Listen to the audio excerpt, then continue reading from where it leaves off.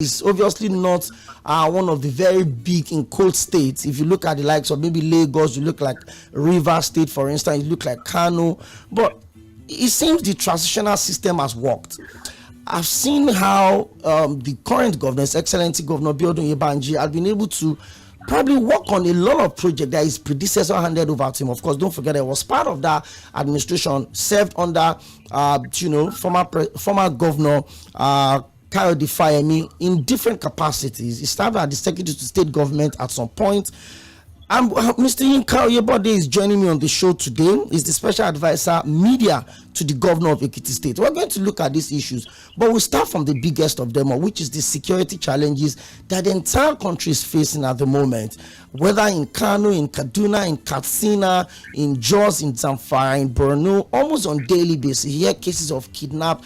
It looks like it's even easy to kidnap these days than to rob. I mean, you hardly hear of robbery cases anymore. It's just a rampant thing. But when it happened to Ekiti, a lot of people start asking questions. It's close to the house. It's coming home. Should we be worried? But then I saw that after that, there were a lot of consultations, meetings between the governor, the chief of army staff paid him a visit as well. The governor also met with the national security advisor at some point. It looked like sanity has returned to EKITI State. Well, there was no chaos initially or at all. But you look at that unfortunate instance that the traditional stool was not just abused, but you took the life of traditional rulers. And a lot of people start asking questions. How safe are we in the Southwest? Well, I'm not sure there's any other person that will be in the best position to take us through this journey. How the governor have been able to bring normalcy, yes, I think that's the right word, normalcy, and assure the people of the state that they are safe, they are secured, and they can go on with their daily activities without fear of being attacked, or fear of being kidnapped, or fear of being robbed. Mr. YINKA OYEBODE, good evening. Thank you for joining us live in the Situation Room on Mainland 98.3 FM. Good evening, listeners at home, and good evening for having me. Thank you very much. Okay, so let's get straight up into the conversation. I decided to connect with you early so that you could hear, the narrative and the introduction I had to put out. Sometime last year, I had a conversation with you where we talk about the policies and the agenda, that Governor Biodun Yebanji was bringing on board since he took over in 2022. There's been a lot of things in Ekiti. I know for one. By the way, my mom is from Ekiti. She's from Ikoli. So I kind of have this affiliation to Ekiti, and I've always followed the progress of that state. Right from the time of the first tenure of former Governor Adeli Fayose, when there was state of emergency that brought in retired General Olurin, Fayose coming back, Governor Fayemi doing his first term, coming back again to do. There's just been that list of governors that have, in their own little space, tried to fix whatever it is that needed to be fixed in Ekiti. Now, let's talk about the challenges. Mr. YINKA OYEBODE, when you heard that news, I know it's a wound that is healing, but let's start the conversation from there. When you heard that those traditional rulers, the Eleson of Ekiti, Onimujo of Imojo Ekiti, and the other traditional ruler that managed to escape, when you heard of how they were brutally murdered, how did it make you feel? For somebody that had lived in the state, had been in that state, you were the former chief press secretary to the immediate past governor of the state. So you understand where I'm coming from. How did it make you feel? Did it feel alien to you, or how did it make you feel? Thank you very much. Thanks for the question. Honestly speaking, that day, it was a terrible day. Unfortunately, that same day, the state duty council meeting took place in the governor's office, and I know it ended around 3:30 thereabout, and I was in a meeting around 4 o'clock, and then the thing started splitting. The question that first came to mind is, when did this start in our state? Our state is known as a very peaceful state. We are known to be one of the safest states to live in, working, and we are very deliberate about attracting investors to come to the state. We are very intentional about getting the state to be positioned as a place where people can come for leisure, where they can come to invest, where they can come to live. And this coming at that point really shattered me, and immediately he told me I heard about it, and don't worry, we'll get to the root of this one. We're not going to allow it to stay. We're going to get to the root of this one. Not in EKITI State. We're not going to allow that to happen. And subsequently, we addressed the state and told them that this is not going to happen. It's going to be an apple stance. We are not going to allow it to happen. We're not going to be discouraged. Neither are we going to be intimidated. We're going to leave no stone unturned in ensuring that the perpetrators of this evil are brought to book, are pitched and brought to book, and immediately sprung to action. Despite the fact that they just concluded this Security Council meeting, he had to summon another Security Council meeting within 24 hours, and they met and they map out strategy on what to do.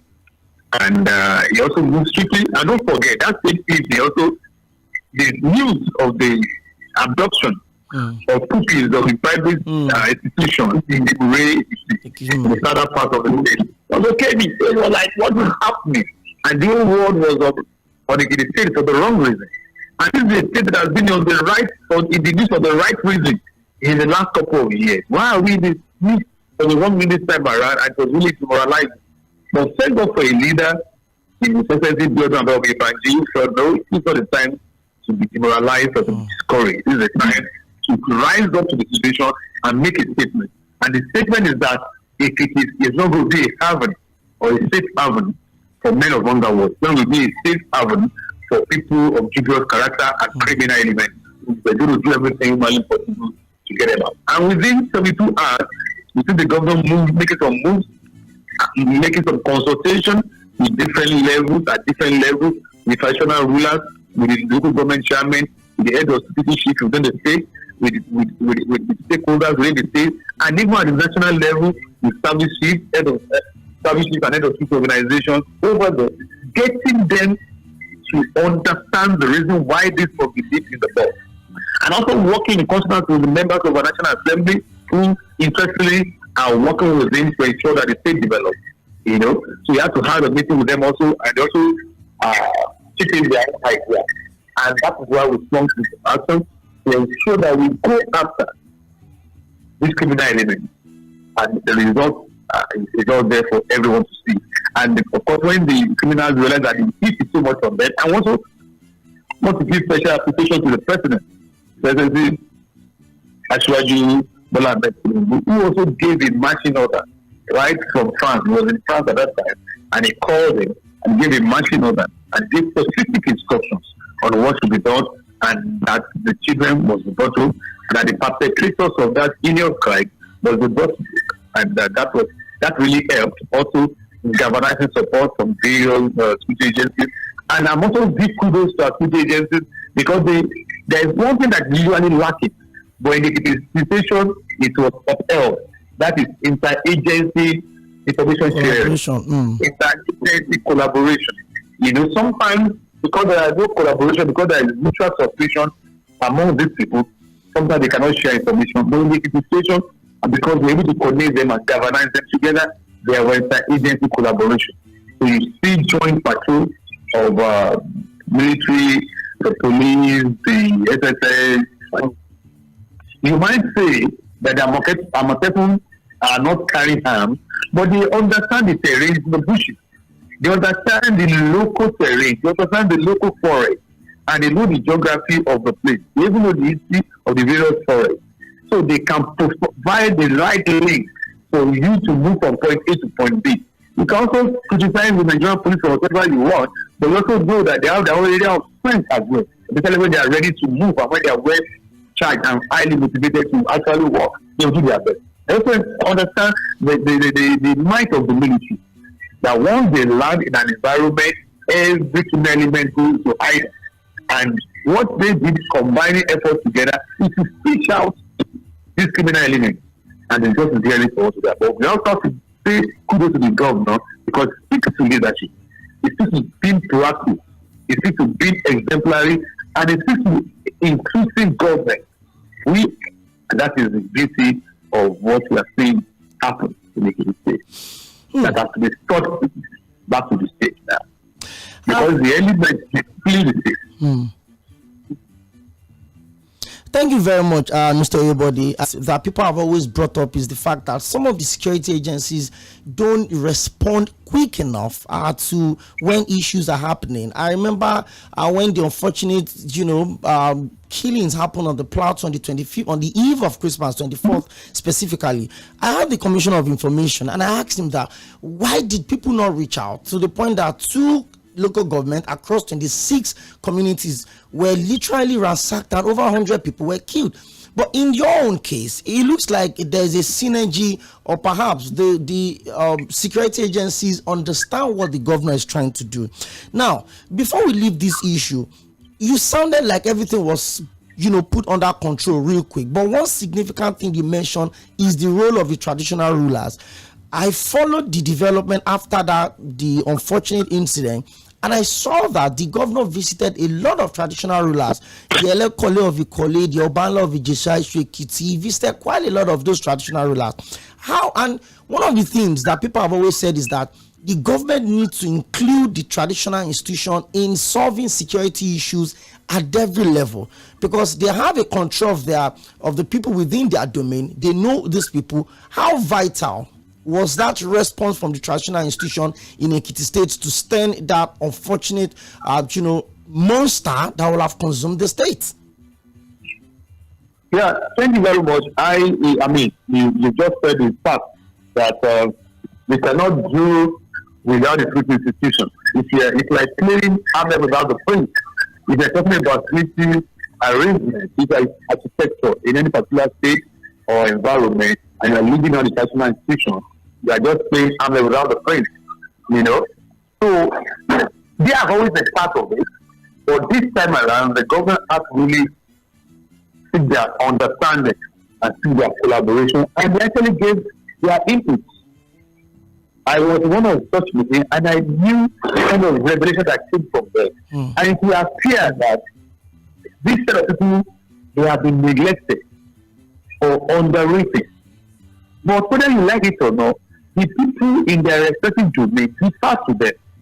The people in their respective domains have much more confidence in them in terms of information sharing. And this group of people over there, because they also relate at the lowest level, at the grassroots level with the people, they understand the mindset of the people. And so when they swung into action, they live in the community. And whether you like it or not, this stigma element also lives within the community. And that's the starting there. So what has been happened hitherto, by now our understanding is that the government people are weary of volunteering information to speak organization agencies for fear of being sold out, for fear of being asked to come and prove it beyond any reasonable doubt, for fear of even they arrest a criminal. Once the criminal is aware that this is the person that provided the information that led to his arrest or apprehension, he might go after the people. Once the federal institution got the backing of the government and they were able to assure the people that all with any information you have, you are safe. Your information is safe with us. Your identity will be preserved. No evil will come after you. The people started coming out. People started volunteering information about strange movements, about strange activities, because these are strange movements that go on in the bush institute. These are strange arrangements, strange movements, and strange people moving around the communities and under the guise of one business or the other, under the guise of one mission or the other. But once the government gave the instructions and the cabinet bought into it, now every community you must be able to state clearly your purpose in our community. Community of people accommodate your identification. You must have a purpose. You must have a destination that you are going to, and you must have the duration must be defined. The duration of the time you want to spend in this particular location must be stated. And if you have no business, then you have to move further. And that is what people are doing. So people now gain confidence in the government, gain further confidence in the federal institution, and started coming up in the formation. So we are aware that so is happening in our area. Can you please come and investigate? And then once the government, once those information are put out there, and then the police work on this information, agency work on this information, and then they are able to provide relief. And the government also gave an assurance to the cabinet that anybody that is apprehended, they should lead them to the agency to handle. To work around, to handle. Because if that's what you have is that in the course of investigation, people must be invited for questioning, and then you see community leaders going to beg on their behalf. The governor got on the matter of the cabinet. If anybody is invited for questioning, let the person report.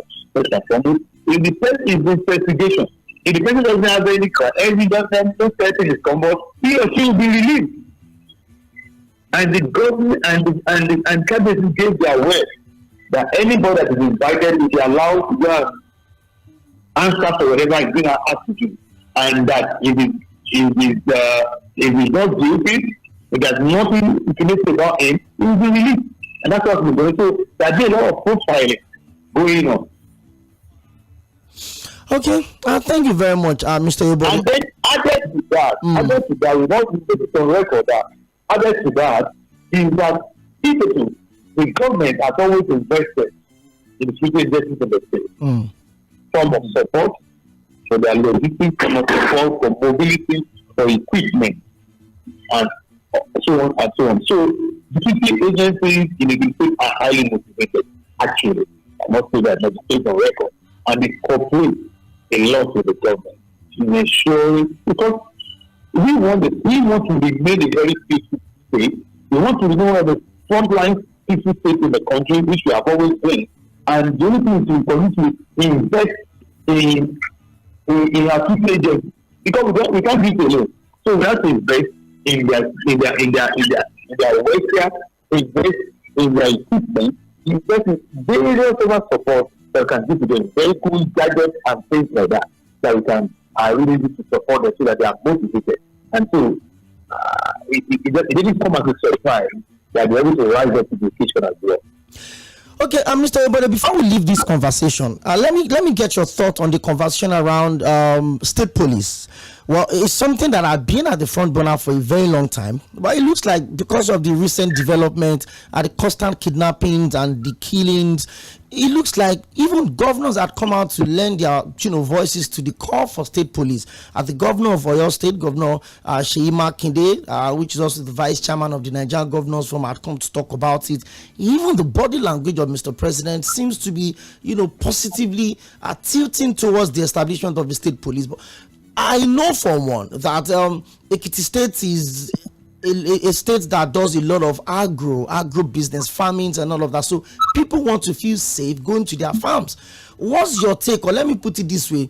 Do you have an idea whatsoever of what your principal's body language is towards the establishment of state police? I know that there has been collaborative efforts with the late governor of Ondo State, Rotimi Akeredolu, and that, of course, Ondo State and EKITI State to collaborate in terms of funding Amotekun.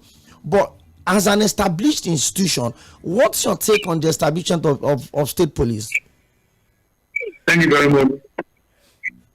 As a state, I believe our state government come to support the usual state police, or what you call multi-level policing.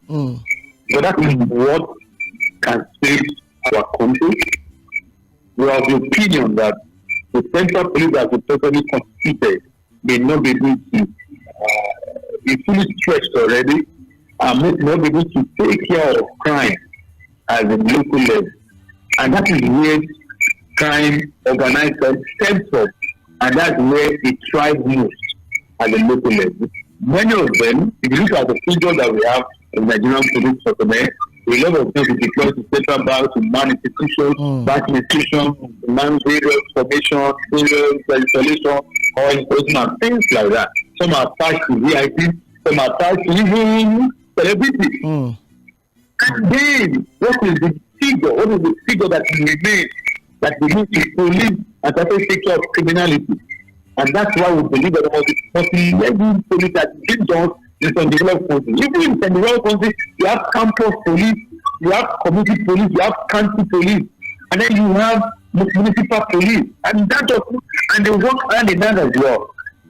And that's why in the state, while we also join our voice to the idea of clamoring for state police. At our own little way, we're also working to ensure that we secure because one of the fundamental function of the government is to defend the people, to defend their life and to defend their property. After that, every other thing is secondary. People must be alive before you can govern over them.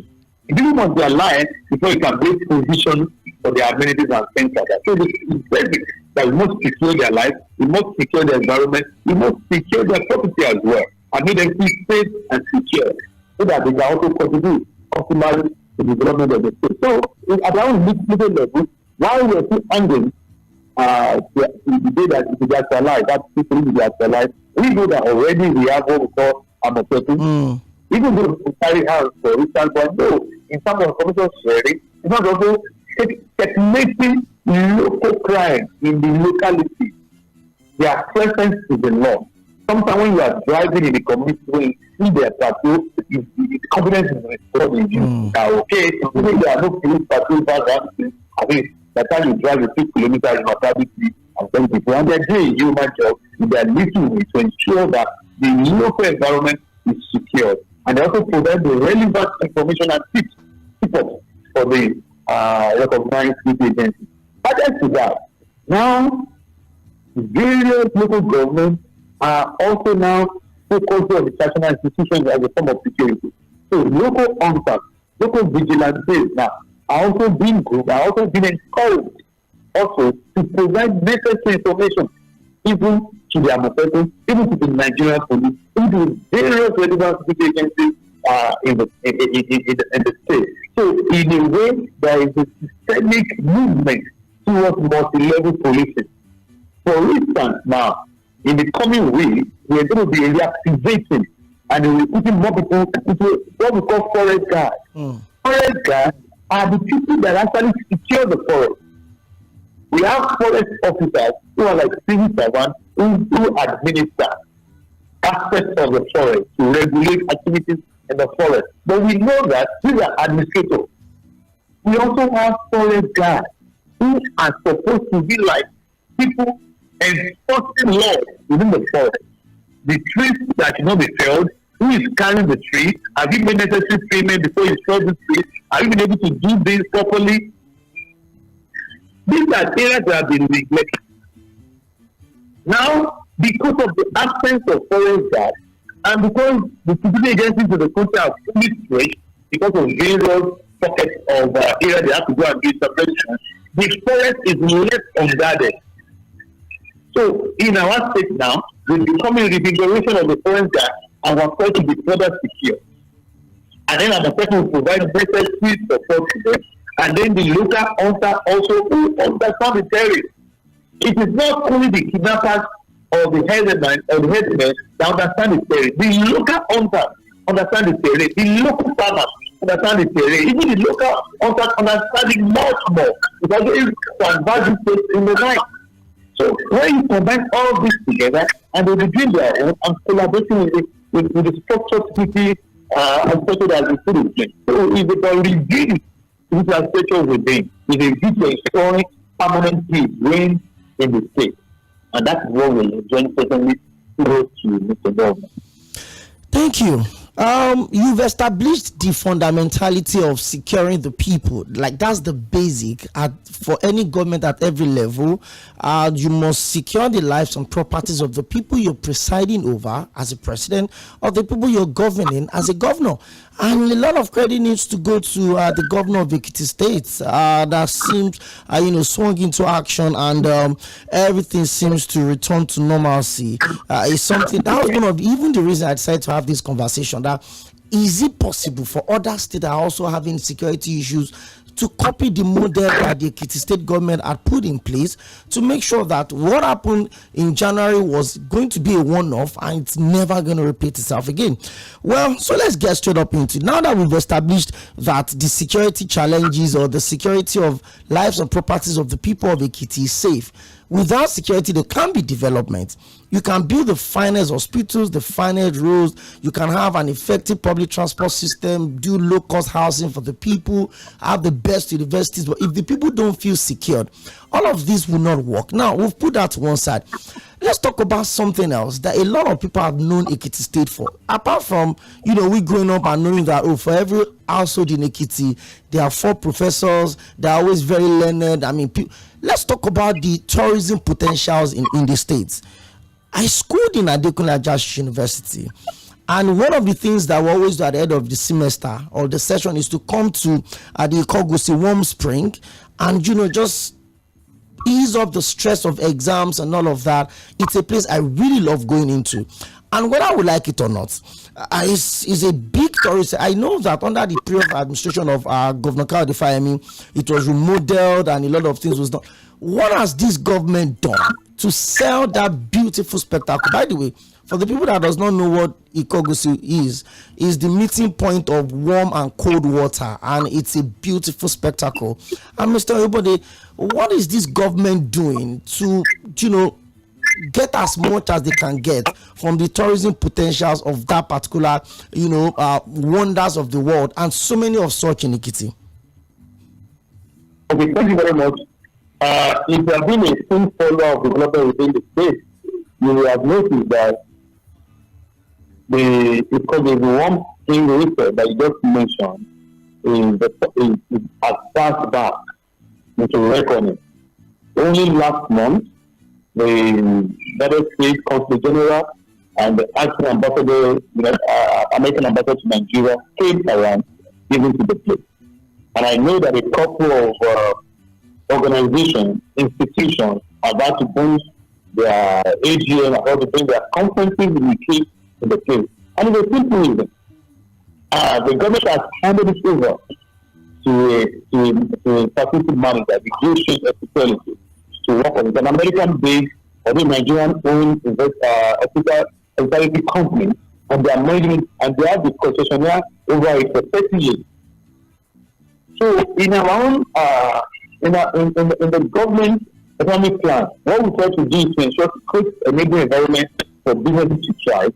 And some of these businesses that we know that the government does not have the core competence to manage. However, people believe that government has no business in business. The business of government in business is to participate an enabling environment, a conducive environment, and to enter the private-public partnership with people that are proven integrity. And Goshen Hospitality is one of those partners that we have in the state that is turning that place around.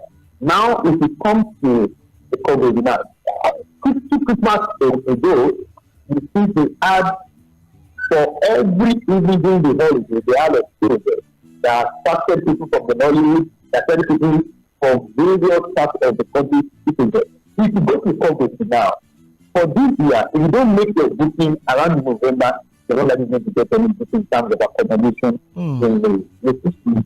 Now people go there, so you don't just go there alone for the warm water and the cold water. We go there because of the handling. We go there because of the conference facility. We go there because of the environment, the therapeutic environment, the effect that the environment presents. Writers have had come to refine writers there. People are looking for an environment to spend 2 weeks, 3 weeks, 4 weeks, they actually sit down and write good scripts or write their thesis or write their book, and they have to be directed there. Because it's not just about the water in there, it's about the friends there, it's about the package into a world-class tourist center. That is the Ikogosi. And we are replicating that. But this has become a success story, and we are replicating that in different parts of our tourist investment that we have that belongs to the government. And when you look at it, and that is the first thing that Goshen is doing in the Ikogosi. The second stage is bringing a golf course and table cars there, and some other things are coming in. And then they're expanding the rooms.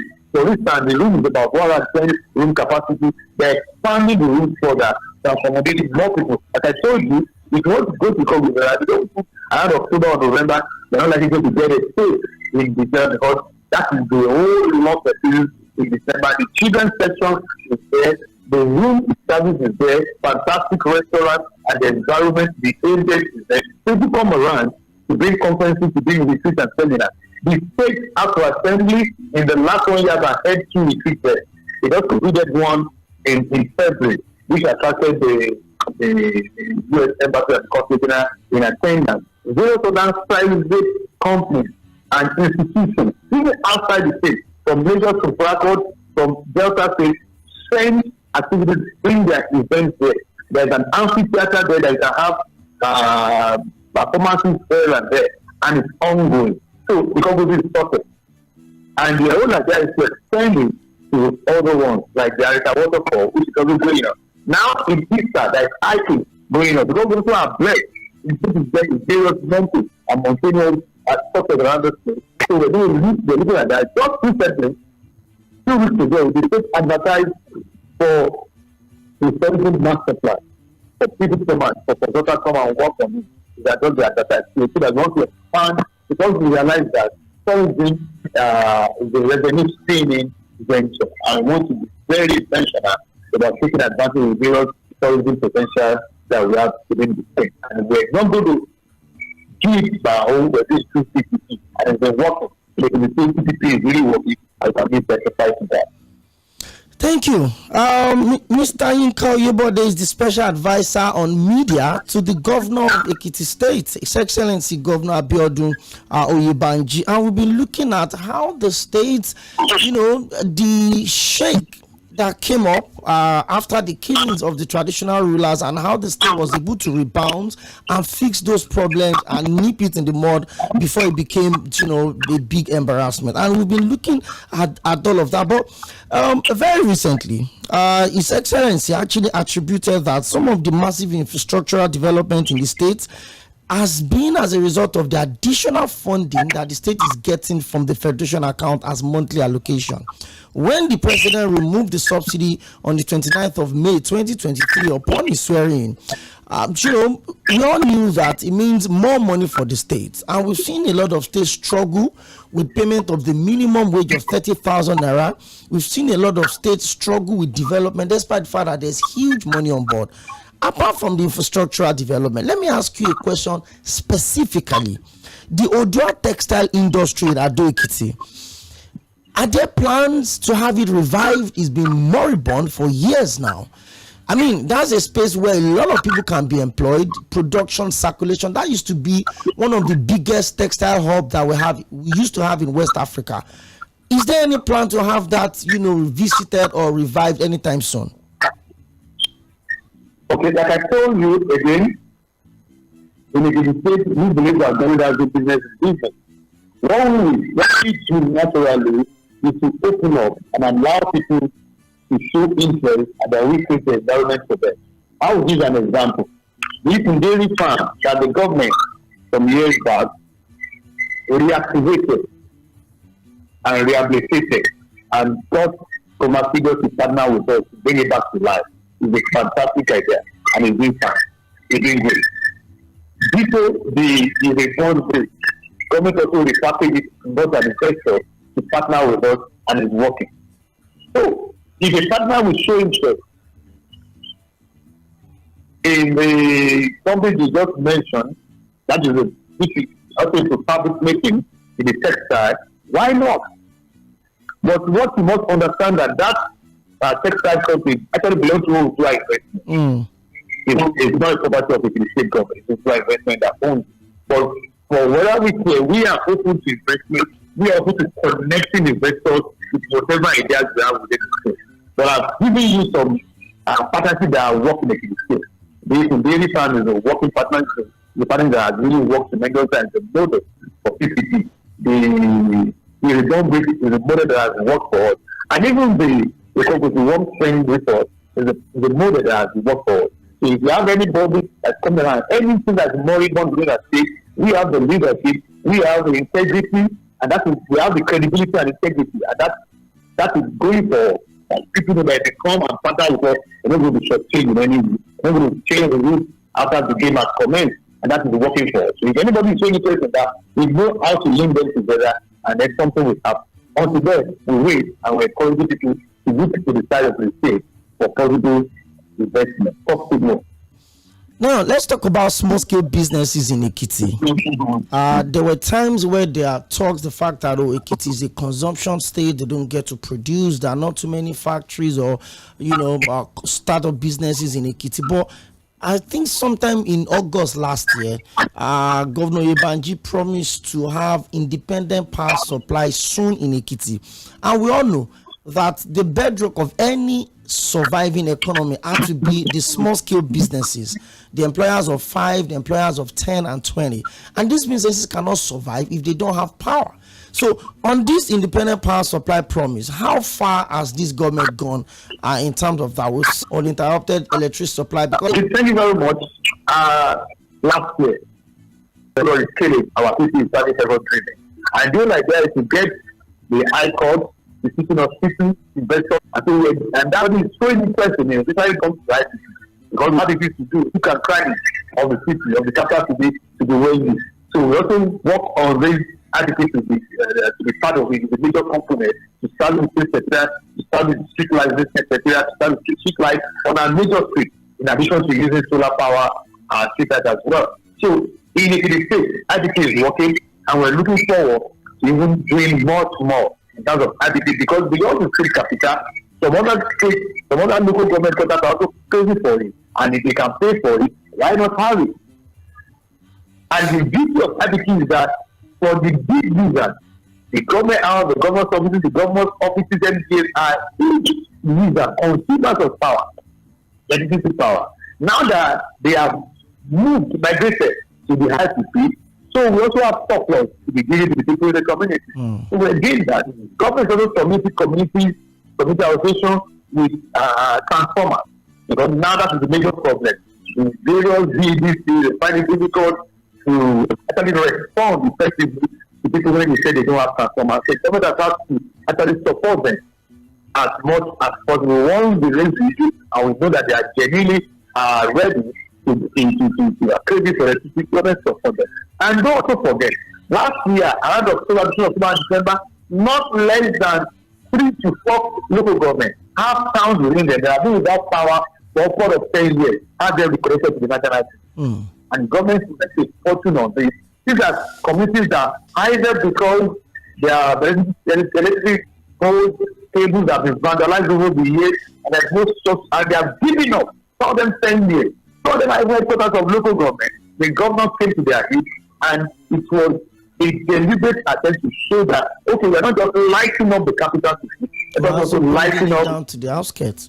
Down to the suburbs. So if it is local government, I don't see the local government going LCDA, even the composite that where the one thing is located, the town has been without power supply for some years. And because the one thing was using diesel to power its activity, even the go-to bottling company, which is one of the finest brands of table water in the country, was using diesel to power. And it will shock you that the day the power was connected, because it was connected to the national grid, go-to company revealed to the government that if the power was not connected around that month, they had less than 3 months to pack up. They had less than 3 months because it was no longer sustainable for them.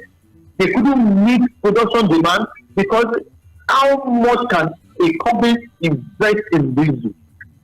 So they had just about 3 months to pack up. But when the power supply came, now they are meeting their production demand, they are on schedule. So diesel generation, they are doing is just a backup, not the main thing like connected. So several testimonies of that, of deliberate effort by the government of the Yebanji to light up the city, to light up the community, and to ensure that amenities thrive there, so that small-scale businesses can thrive. The weather can be back in business, the barber can be back in business, the salons can be back in business, the tailors can be back in business, and it affects almost every profession is tied to electricity power. Even farming, in a way, is tied to electricity power, because when farm is harvested, you also need some form of things to also work on. You need a grinding machine, you probably need a irrigating machine, and several other things that need to do. And we also encouraging our to go into commercial agriculture. to embrace agribusiness. So if somebody has a poultry, you also need a form of education to warm up the day-old chicks and things like that. You do something to drive the incubator and so many other things like that. So we understand the power and the importance of power supply to economic development. It is our agenda, our deliberate about it. And that's why power infrastructure and road infrastructure are very key in our investment drive in the state under the government administration. Thank you, Mr. YINKA OYEBODE. I would soon let you go, but let's talk about, now that you mentioned agriculture, the country at the moment is facing food crisis. It's a reality we cannot deny. At the cost of items in the markets, even the ones that we get to manufacture here, it's crazy. Not to even talk of the fact that we have to rely on some of them to be brought into the country. But EKITI State is a state that is blessed in weather, in good landscape. They absolutely thrive on agriculture. Is there anything in the pipeline? I know for one that when the rail system in Lagos was commissioned about a month ago, His Excellency was in Lagos to witness that project as well. In terms of public transport, we'll come to that. But in terms of agriculture, how is the state meeting up with their consumption demands? Or maybe they are even producing enough to sell to other states or maybe export out of the country. What is the government doing in terms of, supporting farmers to go into mechanized farming, large-scale farming? You want to talk to us about that real quick? Thank you very much. Yeah, what we have been doing so far, two ways. On the one hand, we're encouraging the major players in agribusiness to come and partner with us, come and invest in the state. And our offerings, including giving them land, ensuring that the lands are also cleared for them. Because we want them to come and take up land, and the provision is that you take up the land that you utilize on time. You don't want someone to come and pick up our land keep it there. And they keep it there. So that is the practice some years back. Now you take the land, you give it a specific number of years to make sure that it starts working. And government will clear. That's what we call there's a policy of bush clearing for them as a form of incentive to them also. And that's the big player. And the other idea of encouraging the big player is that the big players will also uptake from the small players. Because most of them have connections to legal industry. So we have some people who are into cassava plantation, some to rice cultivation, some to tomato cultivation. They are beyond what they are able to cultivate there. They still need more market. So the young farmers who are also being encouraged by government, we encourage them to form cooperatives. So if cooperative will support them with logistics, we support them with training, we also support them with seedlings, we also support them with bush clearing as well. We clear the bush for them also. And we now of recent, we introduce what we call statutorization policy, where they are giving sectors to work on their side at a subsidized rate. This is also being done in partnership with the private sector. Instead of government investing and go and buying tractors, we lay out to the company that will make the tractors available and government subsidize the rate for the farmer. So this is a substantial amount of money was committed to this, so that farmers can say, I'll need the tractor of my farm for 1 week. I'll need the tractor of my farm for 3 days. This is the cost. Government pays a certain percentage. This is just some of encouragement that we do. We are taking our youth, a good number of them to IIT several times for training in rice cultivation. Because sometimes people assume that they can cultivate rice, they can cultivate anything. They need some tech skills also. They need some technical know-how on how to go about it. And also help them.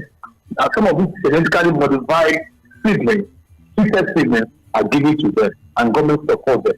Added to that, in livestock farming, where government deliberately encourage people to go into, because we are being futuristic.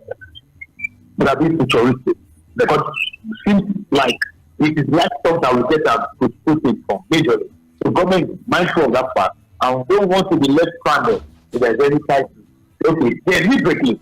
Recently, the government has just allocated about 1.8 billion naira to support this livestock.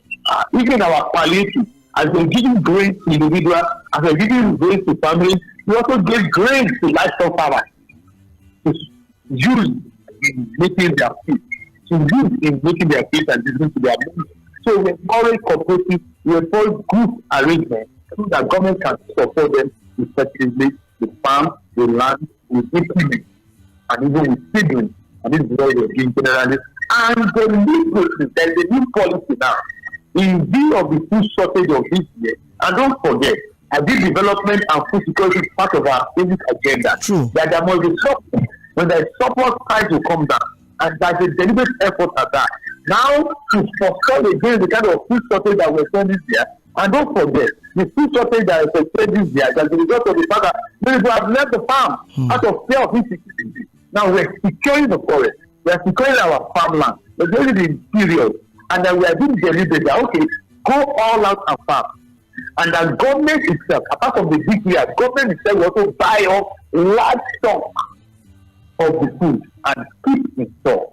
Now, most of the fear of our farmers is that they want to harvest today and they want to have the money. They are afraid that this thing, most of their products are perishable and might get perished and things like that. So we're working on that to ensure that government also buys in large quantity and keep it against future arrangements. And strategically, there is a project the state government is working with World Bank. They call it RAM, Rural Access to Market Project. It is to fix 1,000 kilometers of roads. And these roads are not township roads. These roads are roads that lead from the farm to the market. It is able to encourage our farmers to be able to ferry their produce to the nearest market. And this has been a major issue that we have identified in our agricultural system. There is good percentage of the produce by our local farmers perish on the farm. A good percentage are sold cheaply because of fear of losing them. A good percentage, so they need to be able to move it fast to the market. Imagine somebody who has acres of tomatoes. Once you harvest a tomato, it has to get to the market within a certain period of time.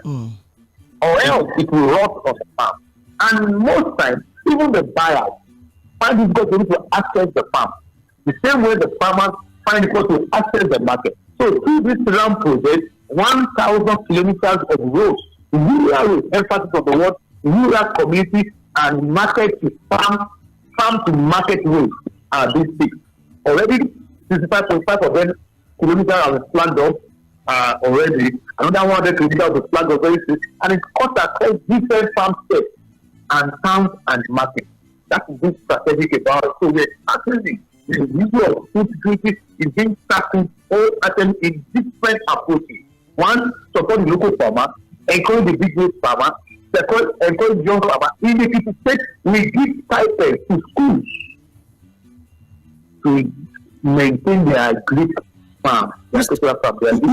Oyebode, I would want to seek your indulgence. We're not done with this conversation, but I will need to quickly step away and take the headline news and also pay some bills. Please, I will reconnect with you on the turn of 5 o'clock. Please. Okay. Thank you very much. We'll continue the conversation. I'll reconnect with you when we're done. Okay. It's been an engaging conversation with Mr. YINKA OYEBODE, the special advisor to the EKITI State Governor on media. And we've looked at a lot of things, but we need to step aside a little bit, take the headline news, pay some bills. When we come back, I'll close up the conversation with Mr. OYEBODE. I would also keep him on the line so that you get to put your call through and also contribute to the program. It's the Situation Room live on Mainland 98.3 FM. Just keep your dial locked here. We'll take the headline news, and after that, pay some bills, and then the show would continue.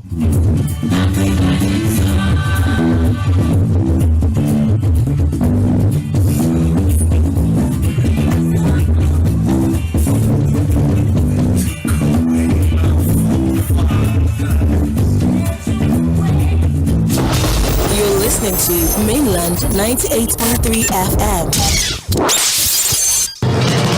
Headline news on 98.3 Mainland FM.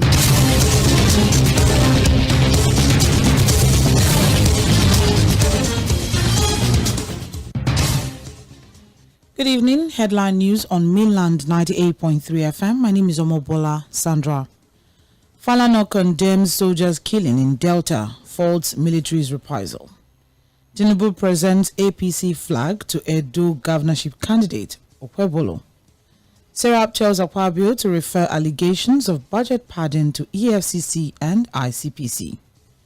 NIMC, NCC to aid swift NIM-SIM linkage process, protect subscribers' data. Federal government seeks review of international laws to protect undersea cables. On the foreign scene, Israeli Prime Minister Netanyahu rejects U.S. Senator Schumer's call for new elections. In sports, Chelsea players rally around Sterling on IG following disastrous performance against Ndidi's Leicester. Lewandowski begs Barcelona youngsters to help him shine after Atletico Madrid win. That's the headline news on Mainland FM. Details at 5:30. Mainland 98.3 FM, the sound of Lagos. My country people, travel lottery don't come oh. Sure you don't hear of Japa Fly? Oya make I gist you. Japa Fly na lottery company we go help you achieve that your dream vacation for that your dream location with small shekeli money of 1,500 or 5,000 naira. You don't stand chance to qualify. Whether you single, you get babe or get bobo or can't even get family. Japa Fly get a better package for you oh. As you don't get this information, just imagine yourself for Dubai. As you dey sip wine, they enjoy yourself. Open your eye, make you sharply colors to Japa Rice. We go help you bring that dream come reality. Oya call us on 090-9000-0888. You fit send email play@japafly.com. You fit also visit our website www.japafly.com. You must be 18 and above to follow join play. Make una play responsible. Terms and conditions apply. Japafly.com. Play and fly. Attention Airtel customers. If your line has been blocked, then this is for you. Head to the nearest Airtel shop with your NIN. Our friendly staff will help you get your line back up and running. Don't let a blocked line keep you out of touch. Airtel, a reason to imagine. ẹ̀yin èèyàn ilé ìtajà jẹ̀ǹdọ́ máa tún ti dé o. bẹ́ẹ̀ni ìdínú tá a fi dúró ti ẹ̀yin oníbàárà wa lásìkò ìwà mímọ́ ìfẹ́ ìfifúnni àti ìfarajìn fọ́lọ́run. ló mú kí gbogbo ilé ìtajà jẹ̀ǹdọ́ ṣàgbékalẹ̀ ẹ̀dínwó ìdá 50% lórí gbogbo ohun tí wọ́n ń tà. eléyìí kọjá bẹ́ẹ̀. fún gbogbo ohun èlò ilé ẹ̀ṣọ́ ara oúnjẹ ẹ̀bùn lóríṣiríṣi fún ẹbí àtàrà ẹlẹ́gbẹ́jẹgbẹ́ fún ẹlẹ́sìn gbogbo lówó kéréje ilé ìtajà jẹ̀ǹdọ́ làṣírí wa. kílẹ̀ ń dúró dè yára lọ rajà nílé ìtajà jẹ̀ǹdọ́ tó súnmọ́ yín ẹgbẹ́dá ìdímù ìgẹ̀dọ̀ òkè afá àti pàjá àtúwà ní abúlé ẹ̀gbá alákùkọ odóńgúnyẹ́ ní kòròdú ọ̀nà tọ́kì ní kòròdú àtọ́jú òré lọ́tà fún ìrírí ọjà rírà tí ò lẹ́gbẹ́. aago 8 àárọ̀ sí 9 àbọ̀ alẹ́ la fi ń tajà Monday sí Saturday 9 àárọ̀ sí 9 àbọ̀ alẹ́ lọ́jọ́ ìsinmi. www.jendorstores.com lórí ẹ̀rọ ayélujára. fún ẹ̀yin gbélé rajà WhatsApp nọ́mbà wọn rèé 09062873274 pè wọ́n sórí 09062873267. yọjú fún gbogbo ilé ìtajà jẹ̀ǹdọ́ kó jàǹfààní ẹ̀dínwó ìdá 50% lórí àwọn ọjà wọn. ilé ìtajà jẹ̀ǹdọ́ rajà kò rẹ́rìn-ín. As you see me so, I belong to the Chop Better gang. Now why anytime I want chop like this, I dey put better things inside. For my yam porridge, after I don put my fish, I go come deck am with onions, tatashe and ugu, come season am with correct knorr cubes for that delicious taste. Because my people, good life na life where you chop better. Sama all your food with correct vegetables, come season am with knorr cubes for that ogbonge delicious taste. Today, chop better. The drama, the suspense, the emotions, the gang moments. Don't miss out on Nollywood movies and web series on YouTube with the YouTube Buffet plan from MTN. You can enjoy over 10 hours of Nollywood content made for you. Sharply dial *312*800# to activate the YouTube Buffet plan from MTN and start enjoying. YouTube made for you. What takes a plate of jollof rice to the next level of goodness? Is it when it is cooked with non-sizzling cubes for that sumptuous taste? Or when you serve it with correct Nigerian salad, cabbage, carrot, lettuce, and a bit of kidney beans? It's both. Season your jollof with the rich taste of Knorr cubes and serve with plenty of vegetables. So, go ahead and elevate your meals.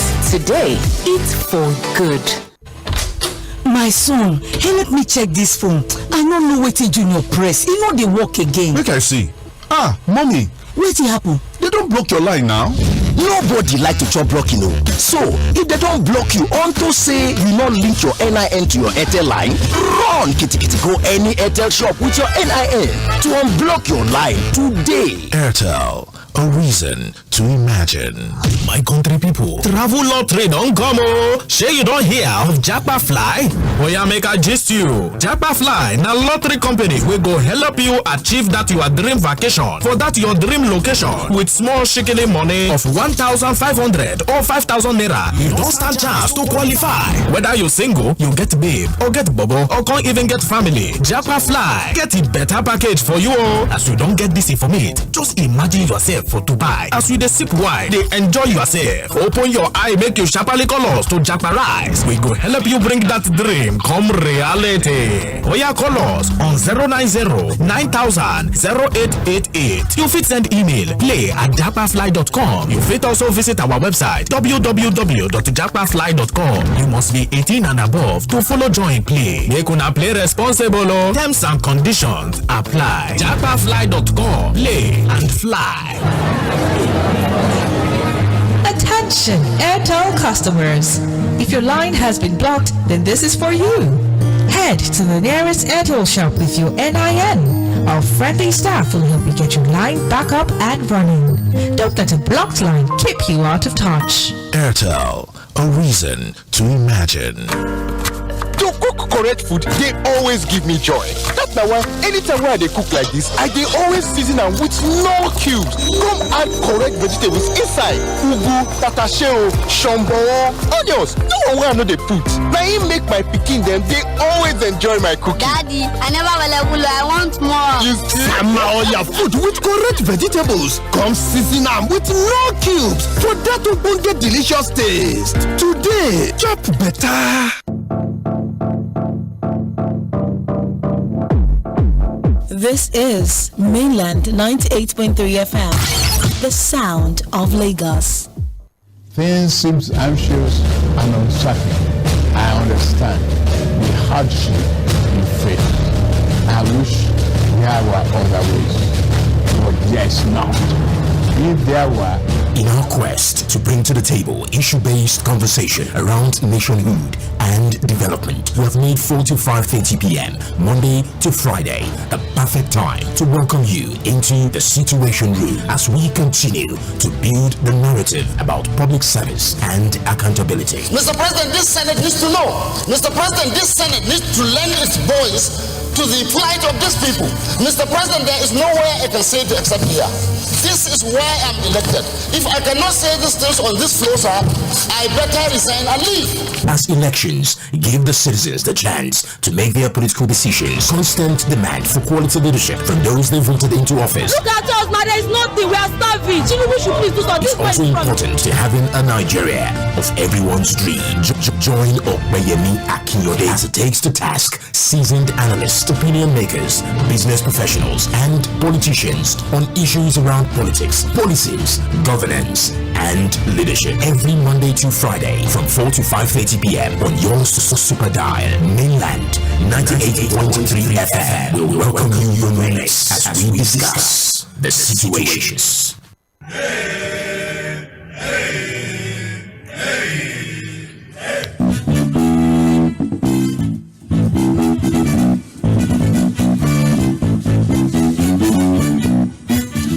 Okay, So welcome back. We're on the home stretch now. So I think we've got about 15 more minutes or thereabouts to call it a day on the program. And it's been the Situation Room live on Mainland 98.3 FM. I've been speaking with Mr. YINKA OYEBODE. First off, I need to thank you for staying on the line for us. Why I will quickly have to get to the commercial space and pay some bills. Mr. YINKA OYEBODE is the special advisor media to the EKITI State Governor, His Excellency Governor Abiodun Oyebanji, and we've looked at a lot of things. Started off from, of course, the security challenges that literally every state in the country is facing at the moment, and how the administration of our Governor Oyebanji had been able to, bring some sanity into the space, engage the traditional rulers, give them trust and commitment, and in return, the state has gone back to its peaceful nature.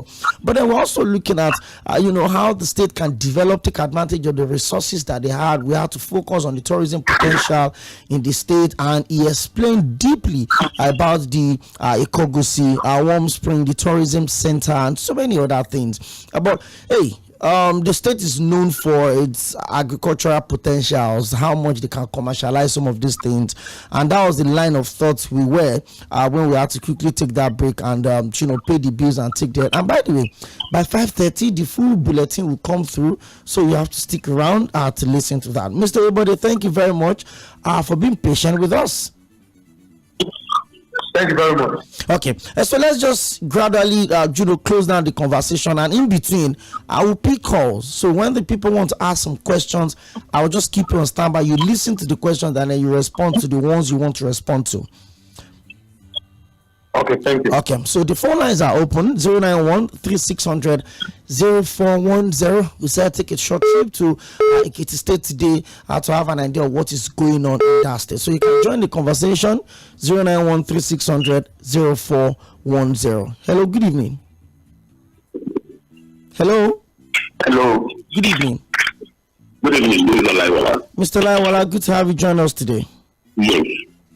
My contribution, we are talking about the security issue within the country, and we are saying where we lost our value is where the local government administrative is no longer function. And your guest talking about the forest guard.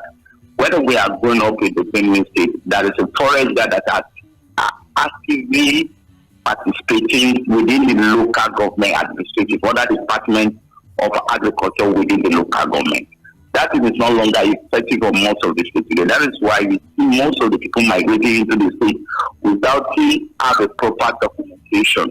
And where my issue comes from is it may not have this now. We are talking about the community crisis that they happen that are taking the life of the soldier within the country now. This thing become many things in the society today. We have a report in the Delta State in the community crisis. We have a report in Plateau State. The same issue also in Benue State. But we are talking about the government migration where the issue of this community crisis is coming up. Why government did not take advantage of that area to develop that area and the land for the community that are fighting that development the state? So this is the issue here. Can the government take advantage of that area and bringing in some kind of institution to that land that are costing problem? It may be healthy, it may be a school, it may be a tourism center like all those hotels. Let the government see the opportunity and develop that community that are costing the land that are costing problem that is taking the life of this person, the security person within the country. Let the state government take advantage of it, and this problem become more rampant in the whole federation. Thank you. That's my own. Thank you very much, Mr. Laiwala. I'm sure my guest is listening. 091-3600-0410. Hello, good evening. Hello, good evening. I was expecting that you would bring up that issue of Delta State, the training of the soldiers. I didn't get your name. You didn't tell me your name to start with. Okay, my name is Abu. Okay. So we used the whole time to discuss about EKITI, Yes. So I don't know. And community, they are all issues anyway. Okay. The that of that is in a front burner, And how many minutes will you give us now to talk about it? I'm not talking about it today on the show. Thank you very much. Right. Yeah, I'm not talking about it on the show. We've discussed it on every of our space, and tomorrow is Tuesday. I'm sure we join our conversation on that. So we can't abandon everything else because there are issues somewhere. Governance must continue. 0913-600-0410. Join the conversation. My guest is still standing and listening to us. Hello, good evening. Hello, good evening. Good to have you join us today. Good evening, sir. I'm good. Your name? My name is Madam Sanao. Okay, I want to find out. After the killing of those monarchs, arrest was made. Please, I want to know if those suspects are they headers. Okay, I'm sure my guest is listening. He would respond. If they're headers, then let them face the root of the law. If they're not headers, I'm expecting the actual allowed to slam some certain damages of the defamation of character by that particular lawmaker that stand without any arrest, no any founding, no anything, no fact on ground. Accused a particular ethnic. We are not promoting peace. You understand? It's not good. Thank you very much. Thank you very much, Malam Salah. I'm sure my guest would note this one and respond. I know that early, I think 1st of February, the Nigerian police, released a statement that some suspects were paraded. Thank you, Malam Salah. I'm sure my guest will respond to that. Okay, more calls. 09136000410. I'm sure we'll have a lot of this to respond to. Let me read some messages while my guest would respond. Okay. This one says, good evening. Your guest has spoken well. EKITI State should continue to sustain the peace of the state so that people can be happy and produce food. My name is Abdul from Egbeda. Okay, thank you very much, Abdul from Egbeda, for texting in. This other one says, good evening. Your guest said that the EKITI State government has given monies to farmers. How many produce have they been able to supply into the market? EKITI State has land for agriculture. They should be selling food to states that don't have. Okay, Cecilia from Ikorodu, thank you very much. More guests, more calls still coming in. Insecurity is a big challenge. Every state should have their own model of fixing their challenges. I like the fact that the EKITI State government have done their part, but they should not relent. God bless EKITI State. My name is Wasil from Agege. I'm from Idosi. Okay. Some EKITI people are following the program. Okay, 0913-600-0410. We'll come back to the call, to the messages. Let's pick more calls. Hello, good evening. How are you? Hello. I'm good. Good evening. How are you? This is Ambassador Musba. Ambassador Musba, you're welcome. Yeah, your guest has spoke well. Agree with this to him. But my fear is that when you talk about security, it's the job of everybody. Everybody. It's not only security officers or the agents, but we as a citizen too. We also involved because we have a lot of people among us who are aiding and abetting, who are giving these people all the information to exploit, to do things. We need to change our attitude. Honestly, because it's good for the team, but work for the owner. But if the team does, owners don't know who to rely on. Even your neighbor, as the one that's giving information, the way you are going to farm, the way your crops grow. So these are the most difficult issue to solve. And moreover, when we explore ourselves, they are selling a plate of Gary 2005 in Lagos. And in EKITI, they are selling 2005. Without the transportation, who get that information? So we need to be a product keeper. I said that we are still injured ourselves, a lot of injured ourselves. Let's take our attitude towards everything. Thank you. Thank you very much, Ambassador Musbao, for lending your thoughts to the conversation. Mr. Oyebode, somebody asked a very important question, and that is the updates on the suspects that were paraded on the 1st of February, and as regards the the unfortunate killings of the monarchs. Do we have any information on that?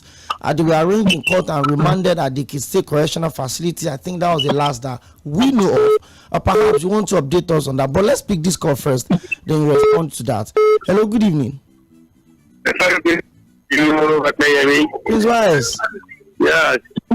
The question is just to this now. The first person I want to add our honorable commission because the rate of them, it was on television. Those arrests don't do security of those services. How far as the day is done? That's number one. Number two, Southwestern government. I want this our government to go back to the government and deliver this special measure to him.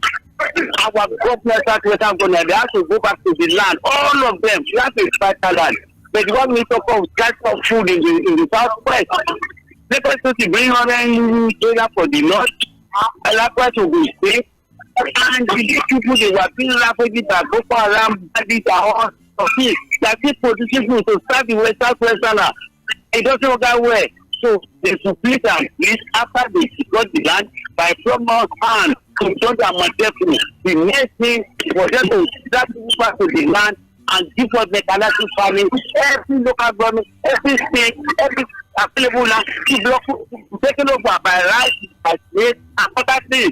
This is a special message to the governor of the state. And when you divide the message, the governor should go around with the other governor and call them for a meeting and do this for the Westerner. Thank you for being this man, Mr. Opeyemi. Thank you. Thank you very much, Prince Wise. Okay. More calls. Okay. Please, I would appreciate if you can respond, sir. Okay, thank you very much. I'll start with the person that asked 3 questions about the suspect involved in the killing of the 2 Kashmir rivers. I don't want to be involved with any stereotyping. So people I want to know that they are harassed or not. What I want to say about headers is that you can be a header and be very the law abiding. You can be a header and also be a criminal header. You know? So I don't want to generalize that. But I want to say that some of these people that were arrested so far, if you judge it from their name and their identity, they are from a particular part of the country. However, they also have collaborators with them. And that's what I can say for now. The treason matter, in addition, is ongoing. That is not the last that they had regarding the killers of the Kaduna. The security are still after them. They are still pursuing them. You know, when you bring about 5 people and shooting them, that is not the end. The crime is a ring. There's always what we call criminal ring. In a ring. So sometimes the people that perpetrate even the heinous crime might not be the real people. So we don't want to stop that investigation. We don't want to also stand in the way of investigation by identifying and say that we held the right. No, I want to say investigation is ongoing to ensure that not one of them goes the way without being punished. That everyone involved remotely or covertly in the killing of the 2 Kaduna are brought to do. Until that is done, we will not take kudos to the process. Our own is that these are preliminary investigations. These are the little surfaces. The real surface will come when we're able to doubt and say these are everybody involved. And I can assure you, the good of them are also mentioning him. They are also citing instances. And one thing that is interesting is that there seems to be some of linkages in terms of criminal element within the state. So you are involved in this particular crime. When the prosecution is going on, your link doesn't mention other crime. So that's going on, and that's much I'm regarding the investigation because the investigation is ongoing. It has not been concluded. Yes, there have been some measure of success recorded, but that is not the ultimate. That's not where we are going. I will not be satisfied until we get it to the root of the entire thing. So let's hold it at that. There are more arrests to be made, more prosecutions to be made. We are more interested in the root of the matter than stereotyping. That we are too hasty sometimes as a country, as a people, to stereotype people. Oh, these are the people doing it. No, let the investigation bring out or mark the people behind the crime. let the investigation bring out the basis of the law involved, and that's when we classify the entire process. Thank you very much. Go on. Talking about giving money to farmers, and the person wants to know how much food security we have been able to secure. Now, let me say this, and I want to say this for record purpose, that when the government supports farmers, it is with a view to ensuring that they come up with better, bigger yield, which ultimately will be sold within the environment. But in reality, you only can control where a farmer chooses to sell his produce.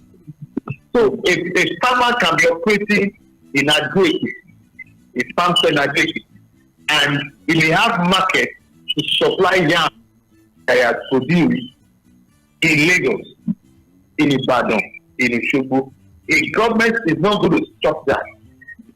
However, there is no way he will carry all the tubers of yam he has planted or he has harvested to another state. There will also be some either for his own household or for the local market.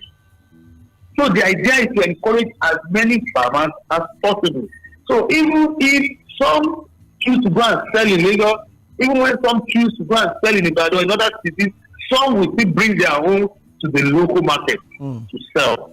And you cannot blame them. The whole essence is also getting money. So if a company in Lagos, in Abraka, in Delta State, in Benin, will request for my cassava at a certain rate, or if a certain company, a brewery can request for my grain for certain rate, I don't think government has the right to say don't sell to that company, sell in the local market. But let's have more farmers. What we have decided to do in the state is to now government as a deliberate policy buying some of these produce off them and making it available in the market at a cheaper rate. By so doing, the farmer is not losing.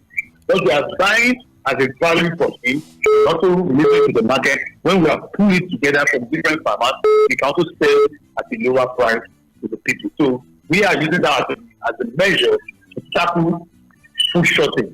And we are using it as a measure to encourage surplus in terms of cultivation, in terms of harvest. We support the farmers with bush clearing, with fertilization, with support with training, support with seedling, support with security. Then the yield will be better. More people go to farming, and that means more produce will be produced within the state. So even substantial farming goes to bigger markets, goes to service companies, goes to service industry.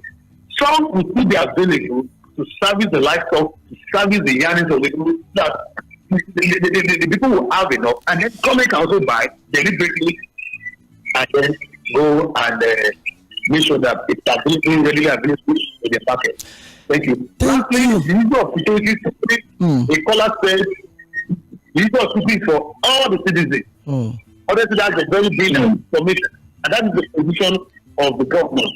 Secretary General is that security is the responsibility of the entire citizen.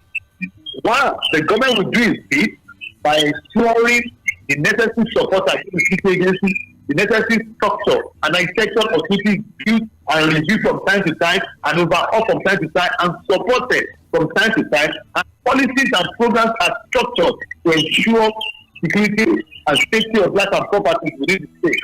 Yes, the citizens own the right. One, to come up with information. Two, to be sensitive to the environment. And I told you, they're enjoying this in the state now because the people now have trust with the future that if I report the kind of suspicious movement, suspicious activities in my neighborhood, my identity is protected. My personality will be protected. Now they are coming out gradually to voice out to support, to come with information. Mr. Ebode, I'm sorry I would have to cut you off here. We're really pressed for time. I appreciate your time with us on the show. I promised it was not going to be an hour, but you ended up spending 90 minutes with us. I'm very grateful. Thank you very much.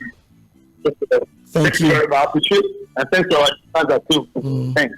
Okay, that was Mr. YINKA OYEBODE, the Special Advisor Media to the EKITI State Governor, joining us on this lengthy conversation. It keeps going. Apologies for the calls. We couldn't pick so much today. For the messages, we read the few we could. Tomorrow, God willing, the situation room returns. My name is opeyemi. Opeyemi, I can enjoy the rest of your evening and stay with us as our other programs continue.